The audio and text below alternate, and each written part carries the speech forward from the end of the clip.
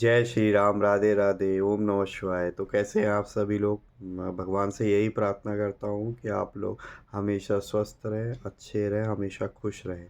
तो आपके समक्ष आज फिर से मैं प्रस्तुत हूँ। तो आज हम जो है गरुड़ पुराण का अध्याय 10 का पाठ करेंगे। ठीक है। तो गणेश जी का आवाहन करते हुए, जो हमारे प्रथम पूज्य हैं, उनका आह्वान करते हुए हम इस पाठ को स्टार्ट करेंगे। तो जय श्री गणेशाय नमो नमः।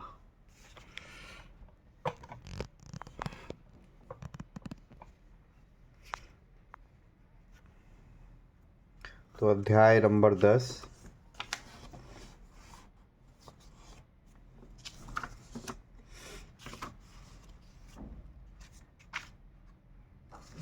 अध्याय नंबर 10 जिसका टाइटल है दाहिस्थी दाहिस्थी संचय कर्म वर्णन। गरुड़ जी पूछते कि हे प्रभु, पुण्यात्मा के शरीर दाह करने का विधान बताइए कि वह किस विधि से अग्नि को समर्पित किया जाए, और उसकी पत्नी सती हो तो उसकी महिमा बताइए। भगवान गरुड़ को बताते हैं कि हे कि मैं तुम्हें ऊर्ध्वदैहिक की सब विधि बताता हूँ, जिस विधि को अपनाने से पुत्र को पितृ ऋण से छुटकारा मिल जाता है। माता पिता की अंत्येष्टि क्रिया से पुत्र अग्निष्टोम यज्ञ के समान फल पाता है। माता पिता की अंत्येष्टि करने वाले पुत्र को सब भाइयों के साथ मुंडन कराना चाहिए। नख और बगल के बालों को कटवाना वर्जित है। फिर स्नान करके धुले वस्त्र धारण करने चाहिए। इसके बाद कुआं, नदी आदि के जल से मृतक को स्नान करना चाहिए और चंदन माला पहनानी चाहिए। मस्तक पर गंगा जी की मृत्तिका लगाएं। फिर नए वस्त्रों से ढककर नाम और गोत्र का उच्चारण कर मृतक को दक्षिणा सहित पिंडदान देना चाहिए। मृत्यु के स्थान पर उसका नाम प्रेत होना चाहिए, अतः अमुक प्रेत नाम से पिंड दें। इससे भूमि और देवता प्रसन्न होते हैं। द्वार पर पांत के नाम से पिंड देना चाहिए। इससे भूतों की गणना में दुर्गत नामक जीव बाधा नहीं करते। द्वार पर पिंड दान करने के बाद पुत्र वधु आदि उसकी पूजा करें। उसके बाद बंधुओं के साथ अर्थी को कंधा देना चाहिए। जो पुत्र अपने कांधे पर धरकर अर्थी शमशान ले जाता है, वह पुत्र पग पग पर अश्वमेध यज्ञ का फल पाता है। पिता अपने पुत्र को बचपन में सदा कांधे पर, पीठ पर और अपनी गोद में लेकर पालता पोसता है। इस ऋण से पुत्र तभी छूटता है जब वह अपने मृत पिता की अर्थी को कंधा देकर शमशान तक ले जाता है। शमशान के मार्ग में आधी दूरी चलने पर जमीन को साफ कर जल छिड़क कर शव को विश्राम देकर पिंडदान करना चाहिए। इससे पिशाच, राक्षस, यक्ष आदि जो सब दिशाओं में स्थित है, वे शरीर को अशुद्ध नहीं कर सकते। शमशान पहुंचने पर उत्तर की ओर मुख करके अर्थी को रखना चाहिए। दाह संस्कार हेतु पृथ्वी को साफ कर जल छिड़क कर गोबर से लीपे। इस प्रकार वेदी बनाकर कुशा से अनामिका और अंगूठा द्वारा 3 रेखा खींचे। इन रेखाओं के बीच से मिट्टी उठाकर कोड़ में फेंक दें और विधि पूर्वक अग्नि स्थापित करें। पुष्प अक्षतों से क्रव्यात संजक देवता का पूजन कर लोमभ्य स्वाहा, त्वग्या स्वाहा, मज्जभ्य स्वाहा इत्यादि अनुवादक के वेद मंत्रों से विधि पूर्वक होम करना चाहिए। फिर प्रार्थना करें कि तुम भूतों के पालक और जगत की योनि हो, इसलिए इस मृत जीव को स्वर्ग भेजिए। इसके बाद चंदन, तुलसी, पलाश एवं पीपल की लकड़ियों की चिता तैयार करें। चिता पर मृत शरीर को रखकर उस प्रेत के नाम से एक पिंड चिता पर और एक पिंड हाथ पर रखें। ये दोनों पिंड प्रेत नाम से दिए जाते हैं, क्योंकि सपिंड श्राद्ध से पूर्व के कृत्यों में उसकी संज्ञा प्रेत रहती है। प्रेत कर्म के जानने वाले कोई साधक जन्म से मृतक के नाम से अथवा प्रेत के नाम से पिंड देते हैं। इस प्रकार 5 पिंडों से शव में आहुति पाने की योग्यता होती है। ऐसा न करने से राक्षस विघ्न डालने लगते हैं। इसके बाद फूस में अग्नि लेकर पुत्र अग्निदेवे पंचकों में दाह संस्कार नहीं करना चाहिए। अर्ध धनिष्ठा नक्षत्र से रेवती नक्षत्र तक 5 नक्षत्रों में दाह संस्कार करना अशुभ है। यदि पंचकों में दाह संस्कार करना हो तो दाह संस्कार से पहले कुशा के 4 पुतले बनाकर मृतकों के पास रखें। उन्हें नक्षत्र मंत्रों से अभिमंत्रित कर नक्षत्र नाम से हवन कर प्रेता जयत मंत्र से हवन कर उस प्रेत का नाम संपुटित कर होम करें। फिर उन्हीं पुतलों के साथ मृतक का दाह संस्कार करें। सपिंडी के दिन पुत्र फिर पंचक शांति करे।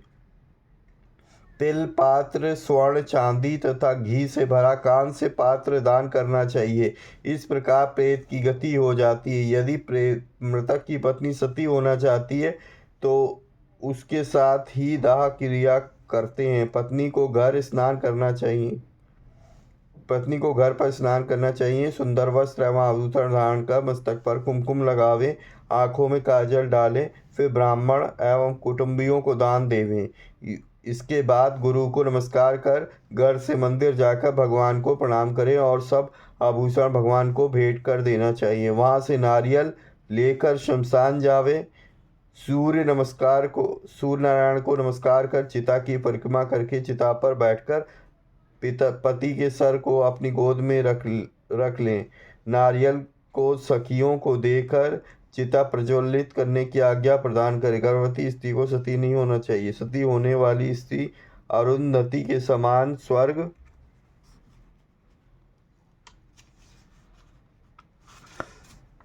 लोक में निवास करती है। स्वर्ग में अप्सराओं से पूजित होकर 14 इंद्रियों के राज्य काल तक पति के साथ रमण करती है। वह अपने माता पिता तथा कुल दोनों को पवित्र करती है। मनुष्यों के शरीर में 3.5 करोड़ रोम होते हैं। इतने समय वह पति के साथ विहार करती है। जब मृतक का आधा शरीर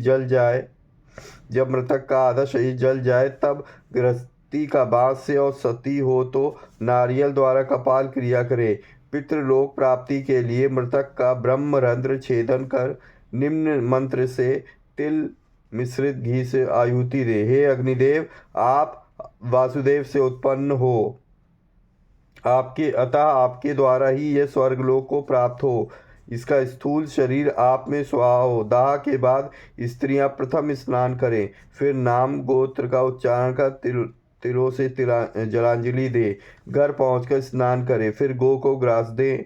उस दिन घर का बना भोजन ना कर बाजार से मंगवाकर भोजन करें और जिस स्थान पर मृत्यु हुई थी उस स्थान को गोबर से लीपकर 12 दिन तक दक्षिण की ओर मुंह करके घी का दीपक करना चाहिए, जो 12 दिन तक लगातार जलता रहे। सूर्यास्त होने पर 3 दिन तक चौराहे पर मिट्टी के पात्र में दूध और जल रखना चाहिए और यह मंत्र बोले, शमशान की अग्नि से जले हो और भाई बंधुओं से बिछुड़ गए हो, इसलिए यह दूध और जल ग्रहण करो।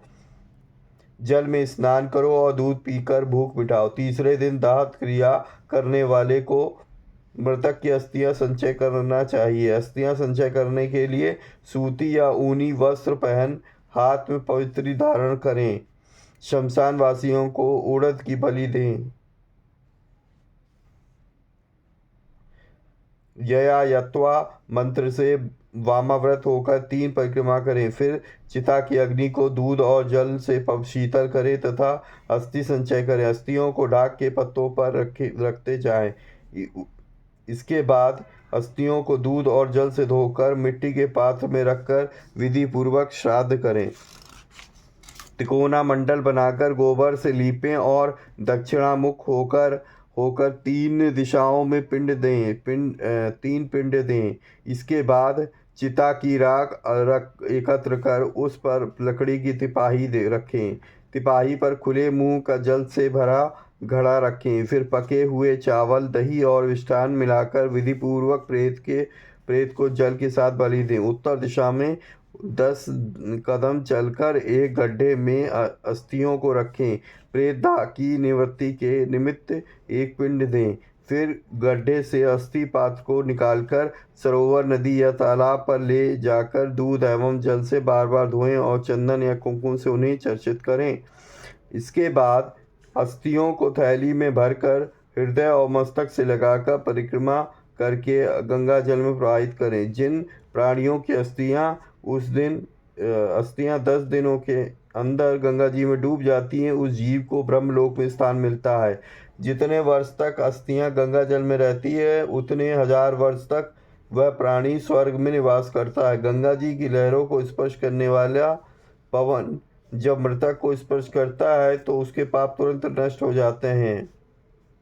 सबसे पहले राजा भगीरथ तपस्या द्वारा अपने पूर्वजों के उद्धार के लिए गंगा को ब्रह्मलोक से मृत्युलोक में लाए थे।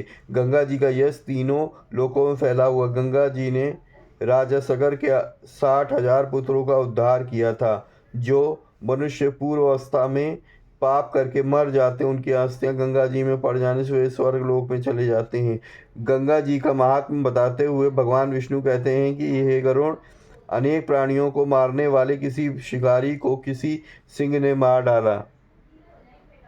पापों के कारण उसकी जीवात्मा नरक की ओर जा रही थी। तभी उसकी हड्डियां गंगा जी में जा गिरी और तो उसके समस्त पाप तत्काल नष्ट हो गए और वह जीवात्मा विमान में बैठकर स्वर्गलोक चली गई। इसीलिए अस्थियों को गंगा जी में प्रवाहित करना चाहिए। यदि कोई विदेश में हो, वन में हो अथवा चोरों के भय से मर गया हो और उसका मृत शरीर ना मिला हो, तो जिस दिन मरने की खबर सुने उसी दिन डाब का पुतला बनाकर उसका दाह करें और उस भस्म को गंगा जी में प्रवाहित कर दें एवं 10 गात्र करना आरंभ कर दें। वही तिथि संवत्सर आदि के श्राद्ध में करें। यदि किसी ब्राह्मणी स्त्री के 9 मास पूरे होने पर मृत्यु हो जाए तो उसका पेट चीरकर बालक को निकाल लेना चाहिए। बालक को भूमि में गाड़ दें और स्त्री का दाह कर्म कर देना चाहिए। 27 महीने तक के मृत बालक को जमीन में गाड़ना चाहिए। इससे अधिक आयु के बालक को जलाकर उसकी अस्थियां गंगा जी में प्रवाहित कर दें। उसके लिए जल का घट दें और बालकों को भोजन करावें। गर्भ में नष्ट हुए की क्रिया नहीं की जाती है। कुमार अवस्था 5 वर्ष में बालक के मरने पर कुमार अवस्था के बालकों को भोजन करावें। पौगंड अवस्था 10 वर्ष में मरने पर बालक समेत ब्राह्मणों को भोजन करावे। 5 वर्ष के बाद चाहे यज्ञोपवीत हुआ हो या ना हुआ हो, मरने पर गुड़ या खीर के क्रम से 10 पिंड देने चाहिए। एकादशाह के कर्म करें परंतु वत्सोत्सर्ग ना करें।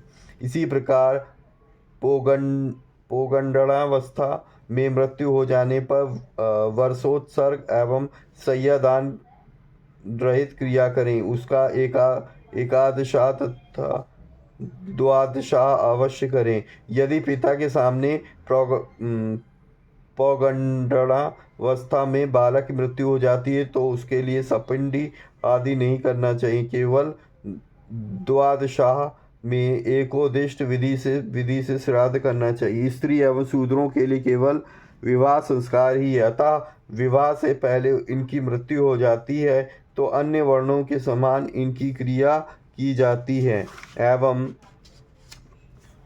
छोटे के समान बड़े के समान क्रिया करें।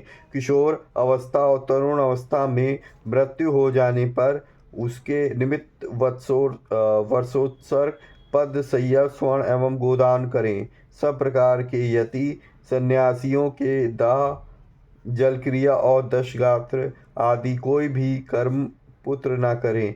सन्यासी के दंड मात्र ग्रहण करने से मनुष्य नर से नारायण हो जाता है। त्रिदंड ग्रहण करने के कारण उनकी प्रेत संज्ञा नहीं होती।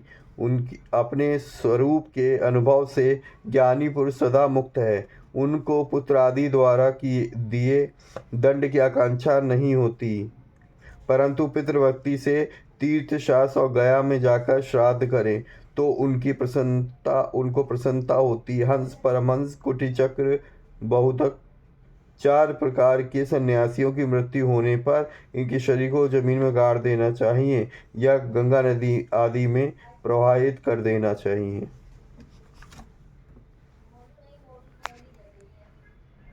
तो दोस्तों, ये था हमारे पास अध्याय 10 गरुड़ पुराण का। तो इसमें पूरा क्रियाक्रम का विधि वर्णन दिया गया है कि मरने के उपरांत किस तरीके से उसकी शैया को तैयार करना चाहिए, कौन कौन से पिंडदान करना चाहिए। तो पूरा विस्तृत वर्णन दिया। इसमें बताया गया है कि जो हमारे छोटे बालक होते हैं, ठीक है, तो 27 माह तक के बच्चों को हमें जो है ना ज़मीन में गाड़ देना चाहिए, और उससे ज़्यादा उम्र के बच्चों को हमें जो है जलाना चाहिए। तो ये था हमारे पास अध्याय 10। तो मिलेंगे, आशा करता हूँ आप लोगों को अच्छा लगा होगा। अगर आप लोगों को अच्छा लग रहा है तो प्लीज़ चैनल को सब्सक्राइब करना ना भूलें, ताकि आप ज़्यादा से ज़्यादा वीडियोस आप तक लाते रहें और आपको तुरंत नोटिफिकेशन मिलता रहे। और लाइक करें और शेयर करें अपने फ्रेंड सर्कल ग्रुप्स में, ताकि वो भी हमारे पास गरुड़ पुराण का आनंद उठा सकें। तो मिलेंगे नेक्स्ट वीडियो में, तब तक के लिए जय श्री राम।